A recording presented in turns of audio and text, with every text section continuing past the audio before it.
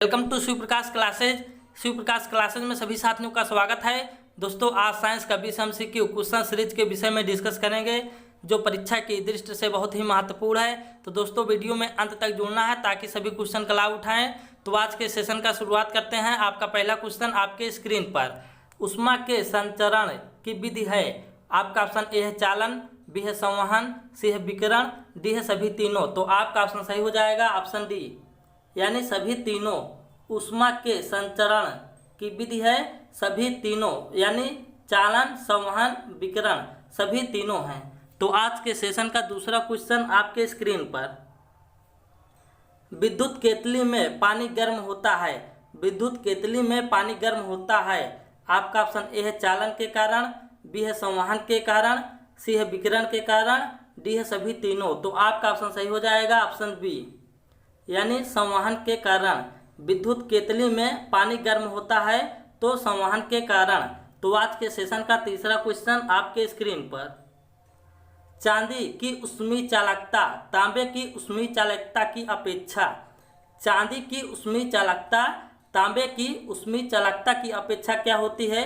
आपका option A है कम होती है, बी है अधिक होती है, सी है बराबर होती है, डी है इनमें से कोई नहीं। तो आपका ऑप्शन सही हो जाएगा ऑप्शन बी, यानी अधिक होती है। चांदी की ऊष्मीय चालकता तांबे की ऊष्मीय चालकता की अपेक्षा क्या होती है? अधिक होती है। तो आज के सेशन का चौथा क्वेश्चन आपके स्क्रीन पर, बोलोमीटर मापन की एक युक्ति है। बोलोमीटर मापन की एक युक्ति है। आपका ऑप्शन ए है दाब के, बी है पौधों में वृद्धि के, सी है ऊष्मीय विकिरण के, डी है वायु की गति के। तो आपका ऑप्शन सही हो जाएगा ऑप्शन सी, यानी ऊष्मीय विकिरण के। बोलोमीटर मापन की एक युक्ति है तो ऊष्मीय विकिरण के।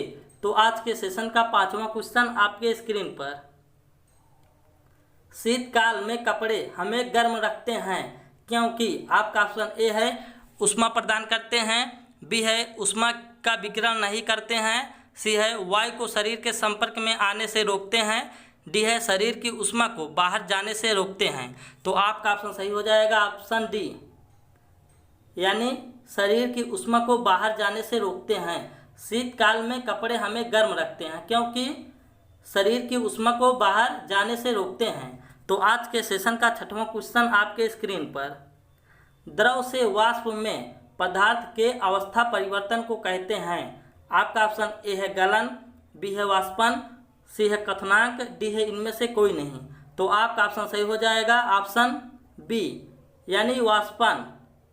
द्रव से वाष्प में पदार्थ के अवस्था परिवर्तन को कहते हैं वाष्पन।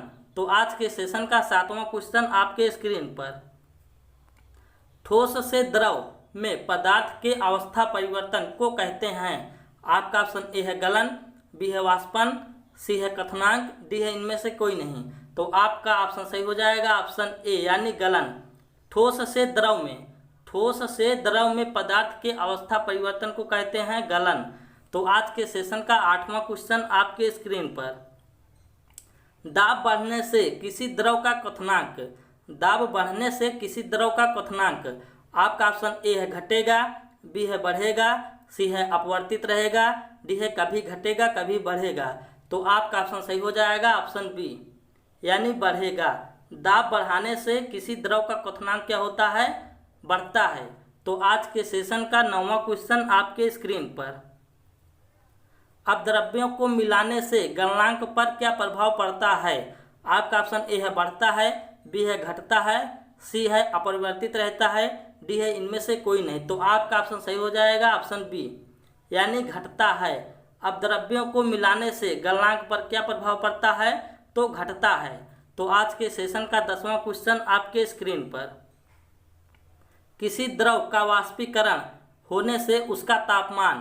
किसी द्रव का वाष्पीकरण होने से उसका तापमान। आपका ऑप्शन ए है बढ़ेगा, बी है घटेगा, सी है तेजी से बढ़ेगा, डी है अपरिवर्तित रहेगा। तो आपका ऑप्शन सही हो जाएगा ऑप्शन बी, यानी घटेगा।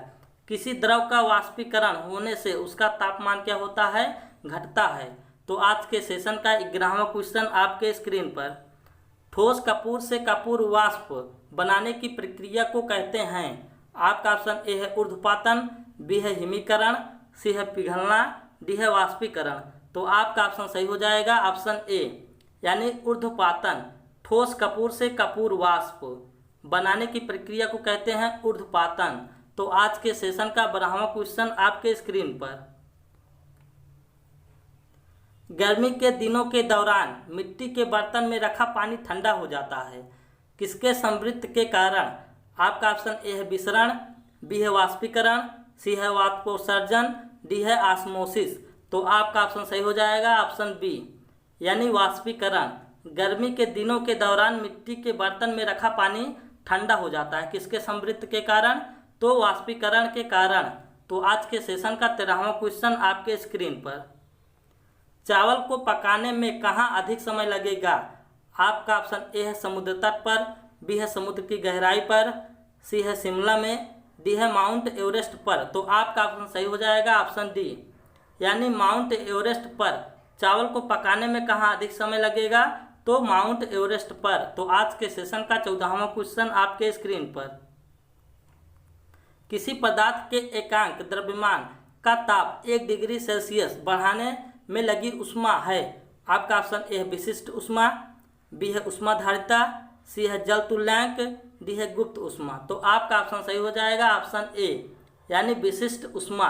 किसी पदार्थ के एकांक द्रव्यमान का ताप 1 डिग्री सेल्सियस बढ़ाने से लगी ऊष्मा क्या होगा? तो विशिष्ट ऊष्मा होगा। तो आज के सेशन का 15वां क्वेश्चन आपके स्क्रीन पर। अच्छे उत्सर्जक अच्छे अवशोषक होते हैं। अच्छे उत्सर्जक अच्छे अवशोषक होते हैं, यह नियम है। आपका ऑप्शन ए है किरचॉफ का नियम, बी है स्टीफन का नियम, सी है न्यूटन का शीतलन नियम, डी है ऊष्मागतिकी का नियम। तो आपका ऑप्शन सही हो जाएगा ऑप्शन ए, यानी किरचॉफ का नियम। अच्छे उत्सर्जक अच्छे अवशोषक होते हैं, यह नियम है तो किरचॉफ का नियम। तो आज के सेशन का 16वां क्वेश्चन आपके स्क्रीन पर। कोई पिंड ऊष्मा का सबसे अधिक अवशोषण करता है। कोई पिंड ऊष्मा का सबसे अधिक अवशोषण करता है जब वह हो। आपका ऑप्शन ए है काला और खुरदरा, बी है सफ़ेद और खुरदरा, सी है ए व बी दोनों, डी है इनमें से कोई नहीं। तो आपका ऑप्शन सही हो जाएगा ऑप्शन ए, यानी काला और खुरदरा। कोई पिंड ऊष्मा का सबसे अधिक अवशोषण करता है जब वह हो काला और खुरदरा। तो आज के सेशन का 17वां क्वेश्चन आपके स्क्रीन पर। बर्फ में स्केटिंग करना प्रदर्शित करता है कि दाब बढ़ाने पर बर्फ का गलनांक। आपका ऑप्शन ए है बढ़ जाता है, बी है अपरिवर्तित रहता है, सी है घट जाता है, डी है पहले घटता है फिर बढ़ता है। तो आपका ऑप्शन सही हो जाएगा ऑप्शन सी, यानी घट जाता है। बर्फ में स्केटिंग करना प्रदर्शित करता है कि दाब बढ़ाने से बर्फ का गलनांक घट जाता है। तो आज के सेशन का 18वां क्वेश्चन आपके स्क्रीन पर। जिस ताप पर कोई द्रव ऊष्मा पाकर वाष्प में बदलता है कहलाता है। आपका ऑप्शन ए है गलनांक, बी है द्रवणांक, सी है क्वथनांक, डी है इनमें से कोई नहीं। तो आपका ऑप्शन सही हो जाएगा ऑप्शन सी, यानी क्वथनांक। जिस ताप पर कोई द्रव ऊष्मा पाकर वाष्प में बदलता है कहलाता है क्वथनांक। तो आज के सेशन का 19वां क्वेश्चन आपके स्क्रीन पर।